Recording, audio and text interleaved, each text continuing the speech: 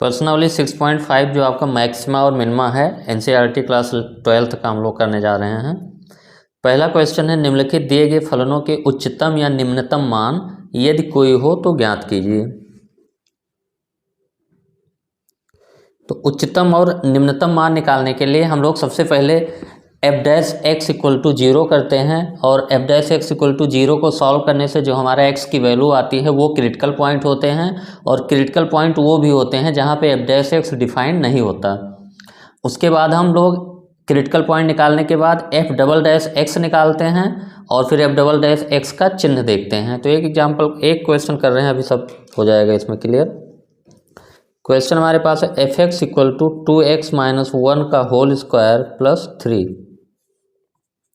तो सबसे पहला काम आपको इसको डिफ्रेंशिएट करना है, एफ डैश एक्स इसका डिफ्रेंशिएशन।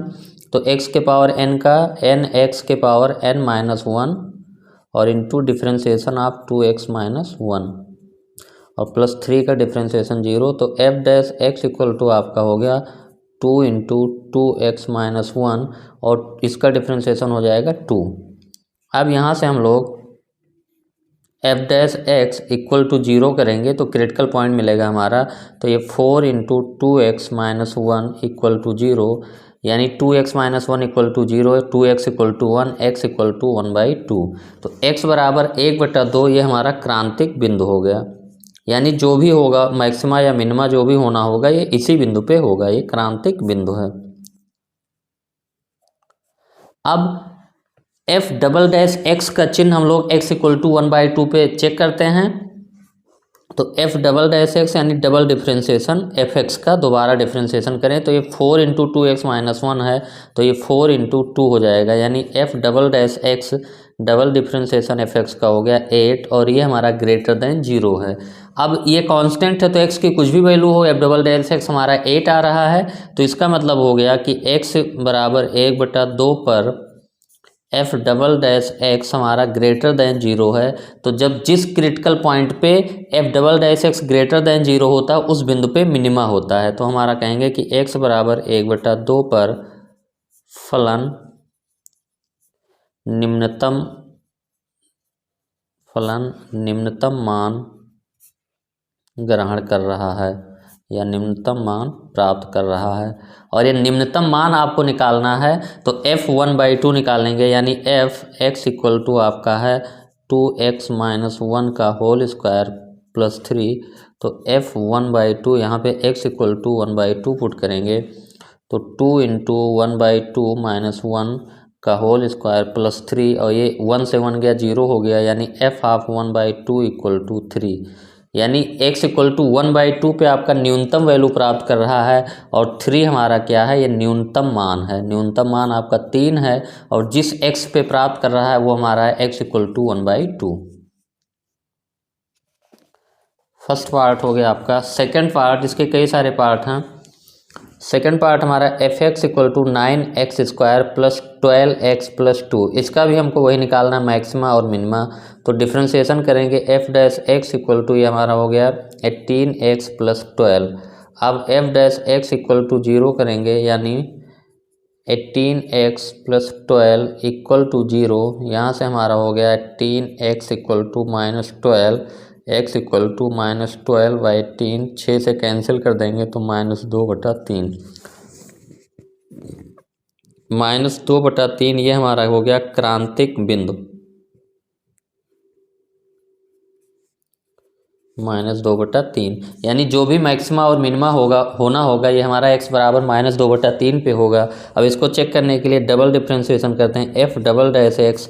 तो एफ डैश एक्स हमारा 18x प्लस 12, इसका डबल डिफ्रेंस एक बार और डिफ्रेंशिएशन करेंगे तो 18 हो गया, ये हमेशा ग्रेटर देन 0 है।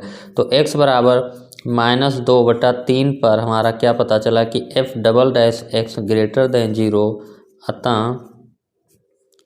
x बराबर -2/3 पर फलन का मान न्यूनतम है। फलन का मान न्यूनतम है और ये न्यूनतम वैल्यू निकालने के लिए हम लोग एफ एक्स इक्वल टू आपका है 9x square plus 12x plus 2, तो f हाफ -2/3, यानी x की वैल्यू -2/3 रखें तो ये -2/3 का whole square plus 12 into -2/3 plus 2, तो ये आपका हो गया f हाफ -2/3 इक्वल टू, ये 4/9 हो जाएगा, प्लस और 9 9 कैंसिल होके 4 हो गया, और ये 3 से कट के 4 और ये -8 प्लस 2, तो 6 से 8 गया -2, यानी न्यूनतम मान हमारा आ गया -2। तो x बराबर -2/3 पे न्यूनतम है, और जो न्यूनतम मान हमारा है -2 है। ये सेकंड पार्ट हो गया पहले क्वेश्चन का। थर्ड पार्ट में हमको वही मैक्सिमा और मिनिमम निकालना अगर कोई है तो एफ एक्स इक्वल टू हमारा है x-1 माइनस ऑफ x-1 का होल स्क्वायर प्लस 10। तो एफ डैश एक्स हमारा डिफ्रेंशिएशन करेंगे तो -2 इंटू x-1 इंटू x-1 का डिफ्रेंशिएशन 1 हो जाएगा, 10 का डिफ्रेंशिएशन 0। अब F dash X equal to 0 करें यहाँ से हम लोग, तो -2 इंटू x-1 इक्वल टू 0, यहाँ से हमारा आ गया -2 उधर जाके 0 हो गया, x-1 इक्वल टू 0 यानी x इक्वल टू 1। तो क्रांतिक बिंदु हमारा आ गया जिसमें मैक्सिमा या मिनिमा होने का है, ये है हमारा x इक्वल टू 1। अब हम f डबल डैश x निकालते हैं और x बराबर 1 पे f डबल डैश x का चिन्ह देखेंगे। तो f डैश x हमारा ये है -2x-1, तो f double dash x -2 into 1 हो जाएगा, और ये इक्वल टू -2। तो f डबल डैश x -2 है, तो ये क्या है आपका लेस दैन 0। तो x बराबर 1 पर लेस दैन 0 है, x बराबर 1 पर f double dash x less than 0, अतः x बराबर 1 पर फलन का मान महत्तम होगा।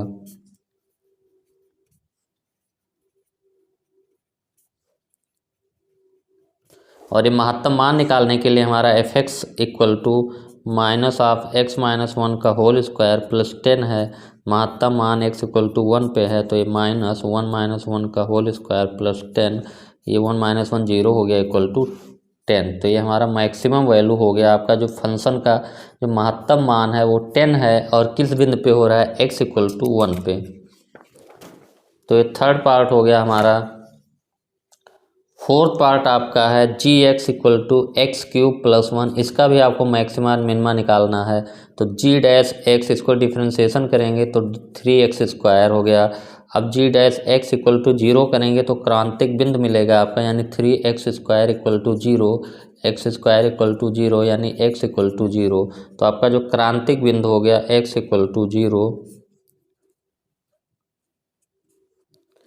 अब हमारा f डबल डैश x देखना है, यानी डिफ्रेंशिएशन यहाँ पे g डैश है तो g डबल डैश होगा, तो ये हो गया 6x, और g double dash x equal to 0 पे यहाँ पे हम लोग 0 पुट कर दें इक्वल टू 0, यानी g डबल डैश x 0 हो गया।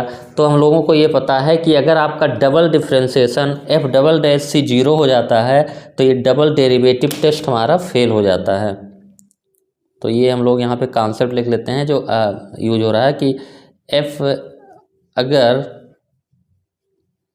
f डबल डैश c बराबर 0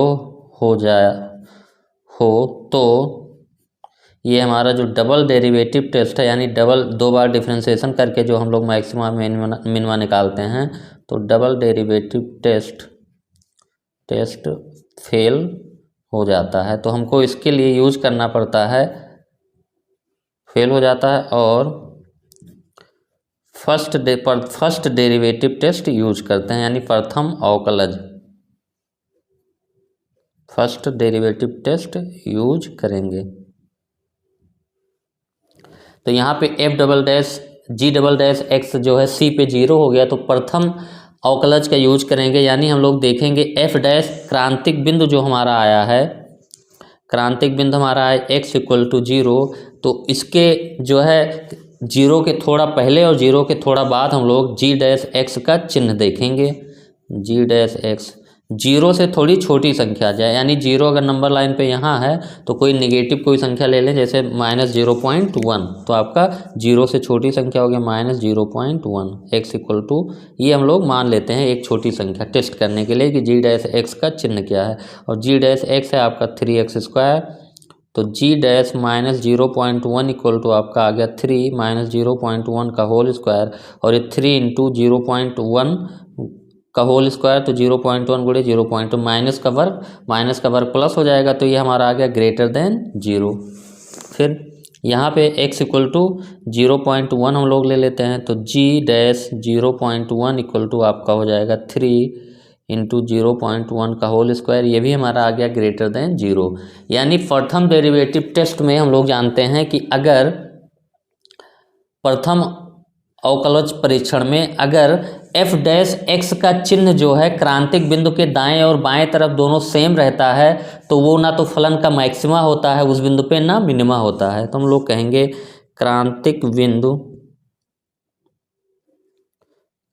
क्रांतिक बिंदु x बराबर 0 के दाएं और बाएं दोनों तरफ g डैश x का चिन्ह समान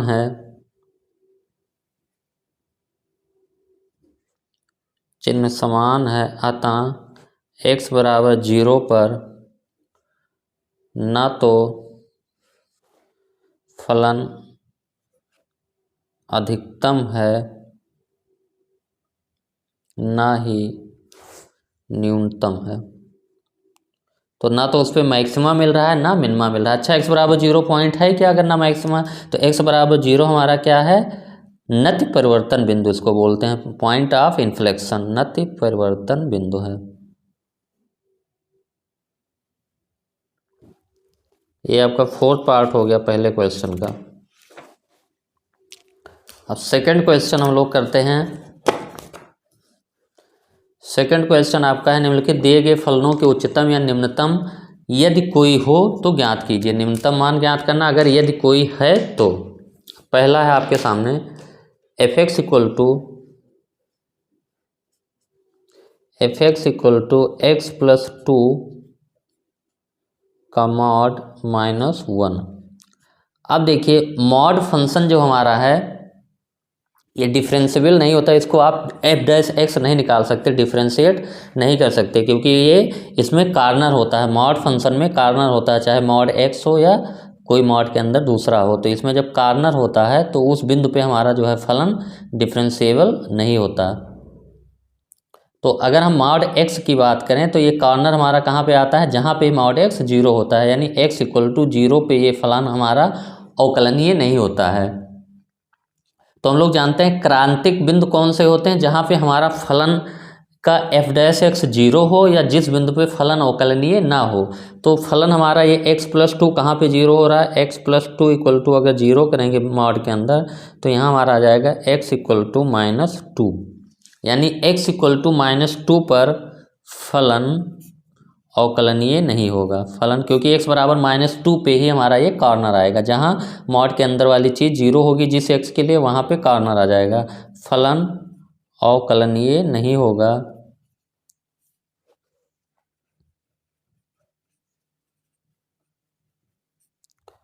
अतः x बराबर माइनस 2 एक क्रांतिक बिंदु होगा।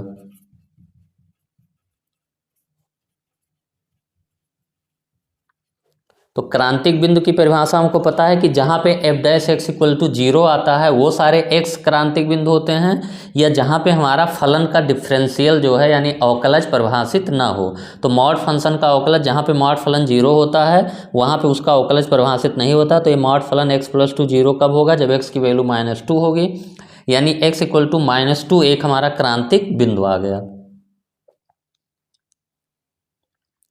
अब ये हमको पता है कि अगर ये मॉड ना होता तो f डैश x करते तो ये हमारा 1 आ जाता, यानी कांस्टेंट 1 या माइनस 1 आ जाता, तो ये कांस्टेंट हो जाएगा। तो f dash x equal to 0 करेंगे तो कोई भी क्रांतिक बिंदु नहीं मिलेगा, यानी x इक्वल टू माइनस 2 पे ही हमारा जो होगा मैक्सिमम मिनिमा जो मिल रहा होगा वही मिलेगा। अब x बराबर माइनस 2,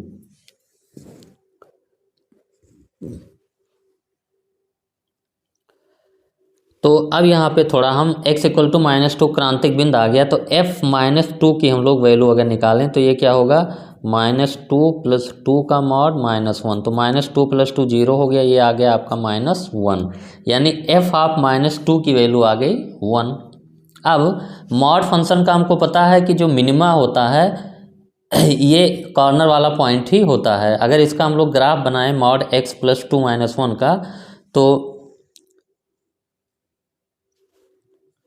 या इससे ऐसे हम लोग कहें कि f-2 की वैल्यू -1 आ गई और मॉड x प्लस 2 - 1, जैसे x की वैल्यू 10 रख देंगे तो ये 10 और 2 12 -1 11 आ जाएगा। तो x बराबर f-2 = -1, ये हमारा क्या होगा, न्यूनतम मान होगा।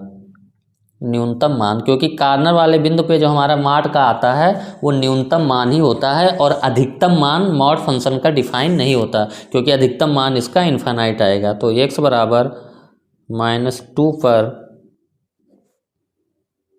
फलन न्यूनतम है और न्यूनतम मान -1 है। न्यूनतम मान कितना है आपका, -1 है।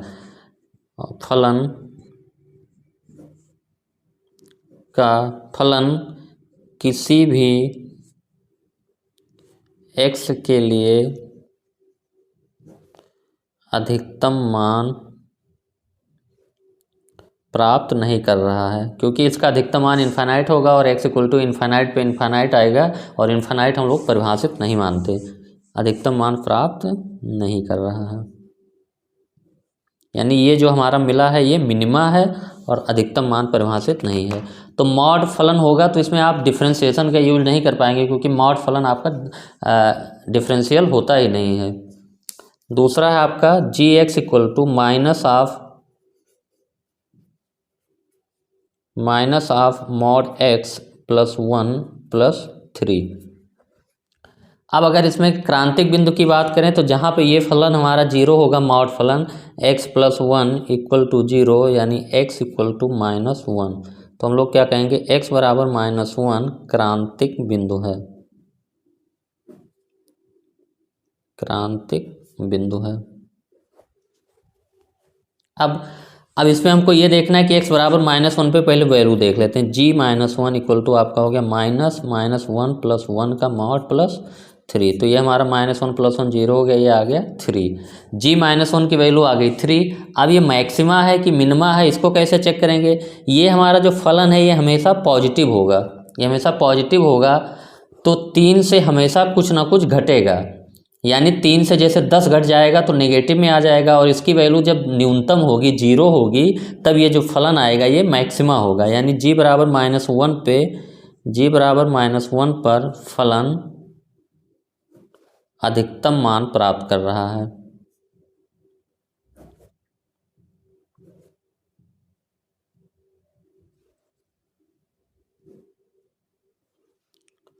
और अधिकतम मान 3 है। अधिकतम मान 3 है। अब इसको थोड़ा सा आप ऐसे एनालिसिस लगा के देख सकते हैं कि -x प्लस 1 3 को इधर लिख देते हैं। चलिए बात वही है, चाहे a- भी लिखा हो या -b प्लस से। अब ये पॉजिटिव वैल्यू है मॉड के अंदर वाली, ये मॉड वाली चीज़ हमेशा पॉजिटिव आए तो 3 से हमेशा कुछ ना कुछ घटेगा ही, यानी इसकी वैल्यू जो आएगी वो 3 से हमेशा कम ही आएगी। तो अधिकतम वैल्यू कब होगी, जब घटने वाली वैल्यू न्यूनतम हो, और इसकी न्यूनतम वैल्यू क्या है, इसकी न्यूनतम वैल्यू 0 हो सकती है। तो जब न्यूनतम घटे 3 से, न्यूनतम मान 0, तब ये पूरा क्या होगा, आपका मैक्सिमम होगा, यानी 3 - 0 = 3 ये मैक्सिमम होगा। अब तीसरा पार्ट है आपका hx = साइन एंगल है 2x plus 5।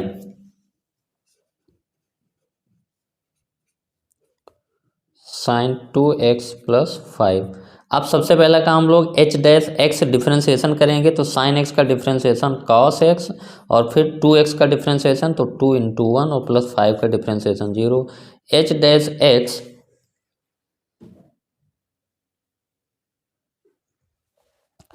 h' equal to हमारा क्या आ गया, 2 cos 2x।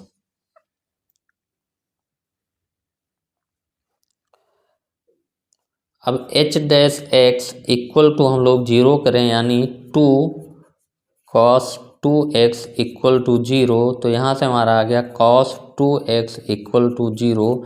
और cos थीटा बराबर 0 क्या कब होता है, थोड़ा बहुत ग्राफ से आपको, ग्राफ अगर याद है तो ये π/2 पे 0 होता है, फिर π/2 में पाई जोड़ने पर यानी π/2 3π/2 माइनस π/2 पे ये हमारा cos x का ग्राफ है।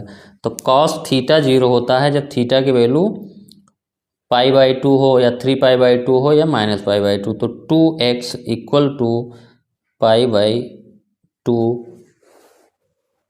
या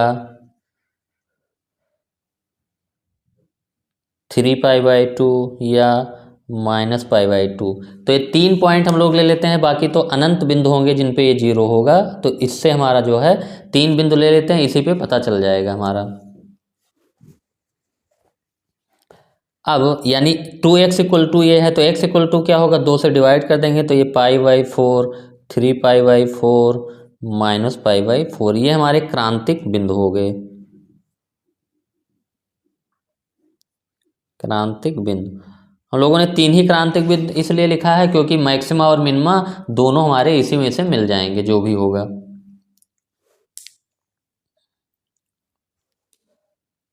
ये क्रांतिक बिंदु हो गया।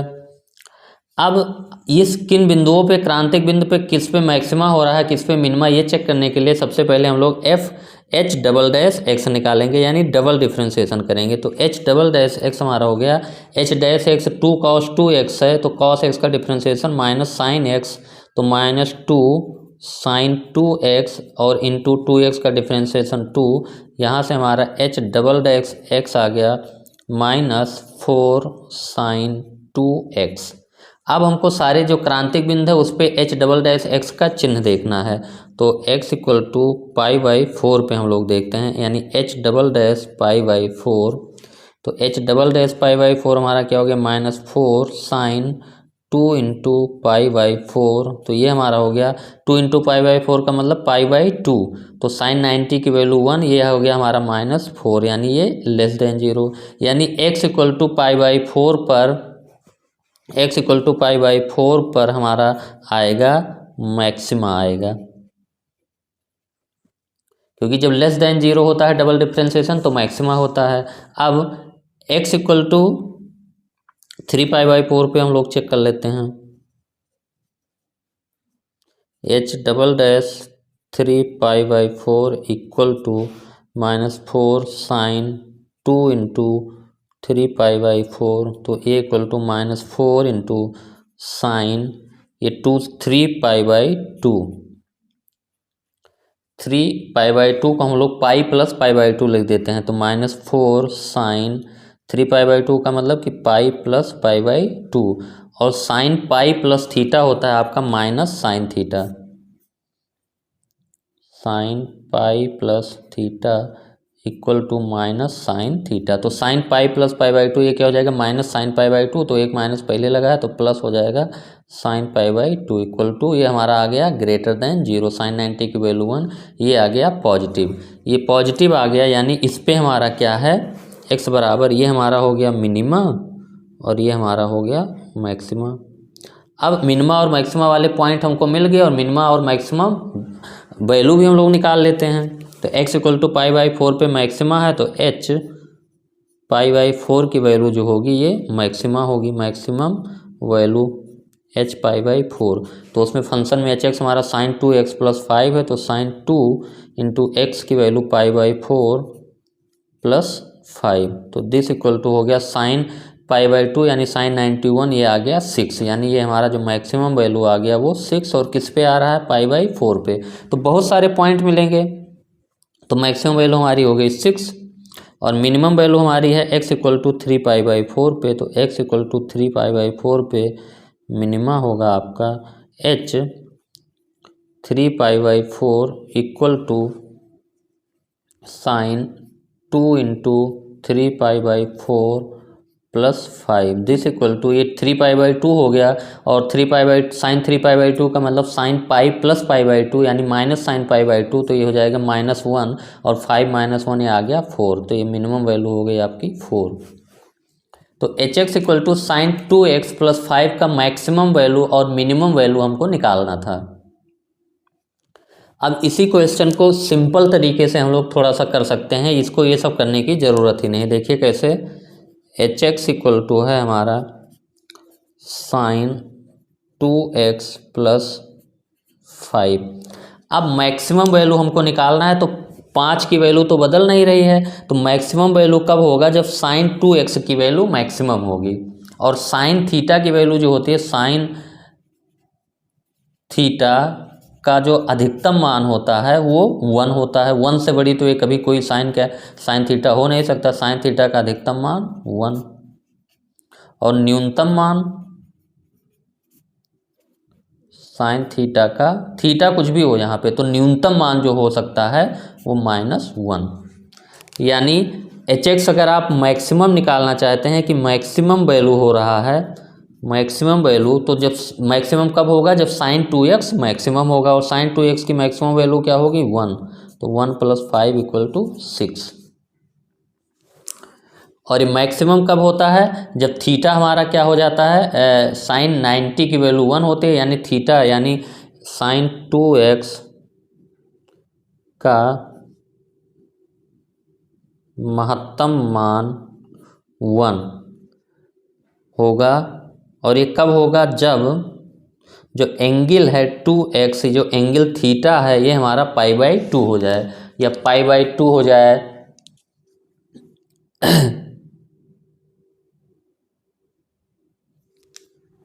तो जब 2x = π/2 यानी x = π/4 पे ये मैक्सिमम होगा। और मैक्सिमम वैल्यू कितनी हो गई, 6।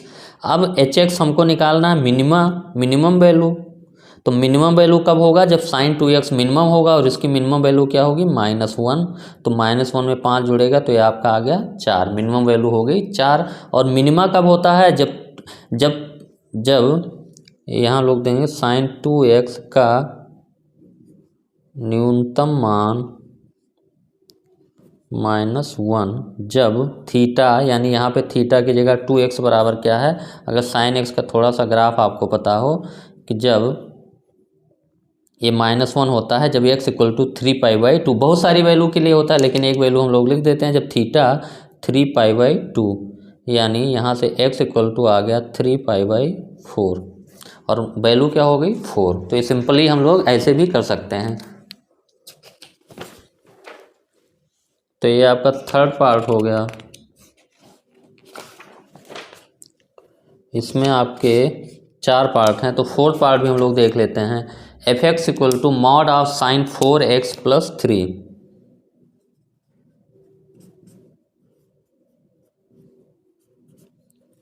mod of sin 4x + 3। अब ये साइन cos का फलन है, तो इसका जो मैक्सिमम वैल्यू होगा fx, जो मैक्सिमम होगा जब साइन 4x का मान अधिकतम होगा। साइन 4x की वैल्यू जब अधिकतम होगी तो पूरा फंक्शन जो है अधिकतम होगा। और साइन 4x मैक्सिमम जो हो गया, साइन 4x, साइन थीटा कोई भी हो, ये मैक्सिमम वैल्यू हमेशा ले सकता है कितना, 1। और जब थीटा = क्या होता है, π/2 साइन के लिए, जब तो 4x = π/2, यानी x = π/8 पे हमारा ये फलन मैक्सिमम वैल्यू लेगा। और fx मैक्सिमा जो हो जाएगा आपका साइन 4x मैक्सिमा 1 + 3 का मॉड = 4। अब मिनिमा कब होगा, fx मिनिमम होगा जब साइन 4x का मान न्यूनतम होगा, यानी साइन थीटा का न्यूनतम मान होता है -1, यानी साइन 4x जो आपका यहाँ पे है, इसकी जो मिनिमम वैल्यू होगी वो -1। और ये कब होता है, जब थीटा यानी 4x = 3π/2। बहुत सारी वैल्यू के लिए होता है, एक वैल्यू हम लोग ले लेते हैं, x = 3π/8।